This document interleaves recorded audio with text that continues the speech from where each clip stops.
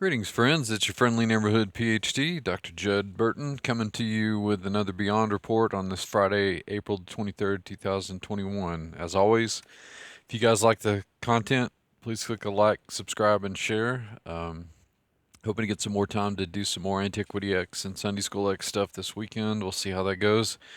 Um, at any rate, got a couple of pieces of news and some info about some good deals that you can take advantage of. But let's go ahead and start off with the news that, um, gosh, how do I even couch this? The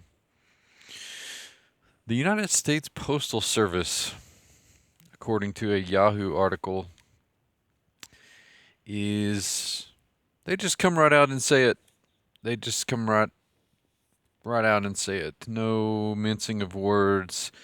The headline includes basically what they're doing. The Postal Service is conducting a covert operation on Americans, surveilling uh,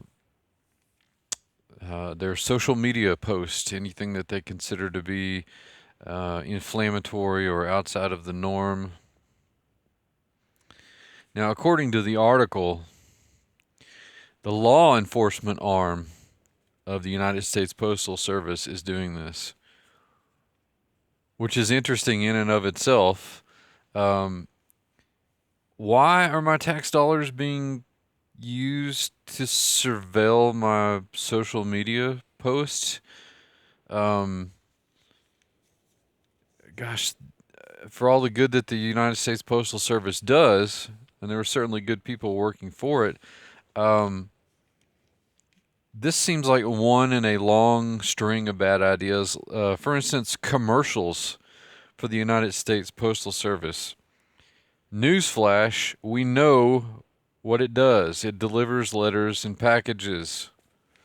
It's the government parcel service. We know that. We don't need commercials to sell it to us.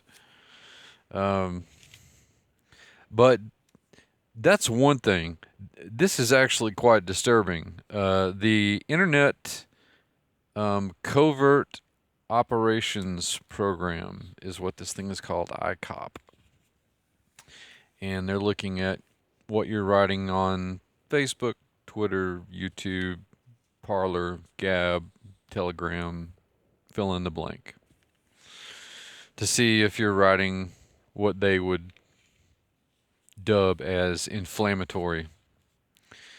Uh, how is this different from the Ministry of Truth in 1984, in Orwell's novel? I don't know.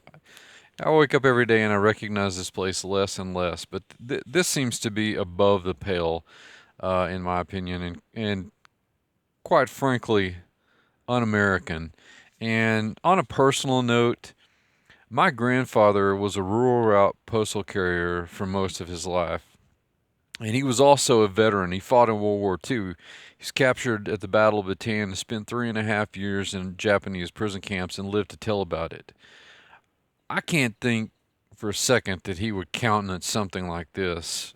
Um, this just seems to be shameful beyond the pale, and it's quite just should be disturbing to anybody with their head screwed on straight. Um, in other news, this is regarding an archaeological find a number of years ago, actually under the Sea of Galilee, at the southern end of the lake. It has to do with a basaltic circle, some 70 meters at its base. So we're not talking a small megalithic structure. It's a pretty sizable one. Um, some recent insight brought to my attention by no less than Derek Gilbert of Skywatch TV seems to indicate that this was an Amorite um, structure, which of course would certainly put it at the 4,000-year-old, potentially the 4,000-year-old mark, perhaps even older if somebody else built it. But if this is the case, then it may have much more to do with megaliths in the area, like the Serpent Mound and the course, the ever-famous Gilgal Rephaim, the Will of the Giants, in the Golan.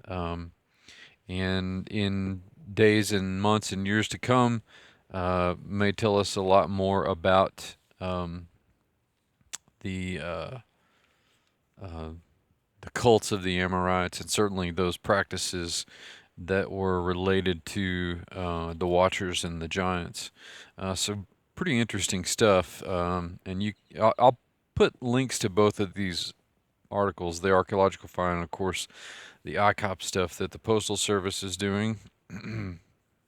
But all in all, uh, this latter piece of news is pretty interesting insofar as, for those of you who are students of the history and prehistory of the Golan, Upper Galilee area of Israel, and all of the Watcher and Giant lore that's associated with the Mount Hermon region.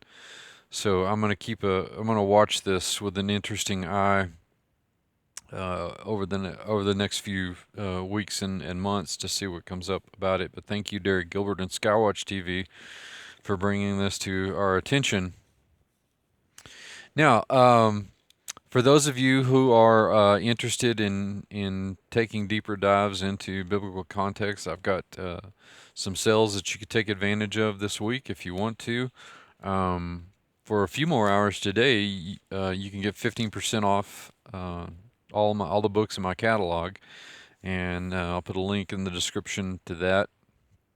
That sale ends at midnight tonight, but for the entire weekend through the end of Sunday, the 25th, I've got some really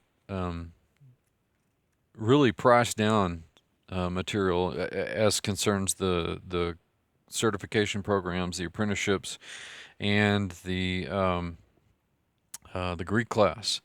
Now, if you wanted to take one of these, the Biblical Anthropology, Biblical Demonology, or the Preternatural Morphology, that seems to be a real popular one of late.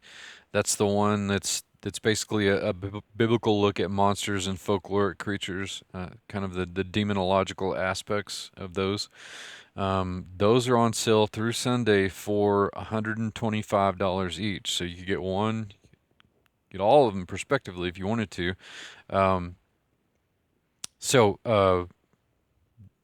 There's hot deal number one. Hot deal number two is the Rudiments of New Testament Greek. Of course, Greek is going to give you all kinds of context for the New Testament world, the early church world, and by proxy, the Greco-Roman world, because you'll have some facility, depending on how much work you put into it, some facility with the Greek language.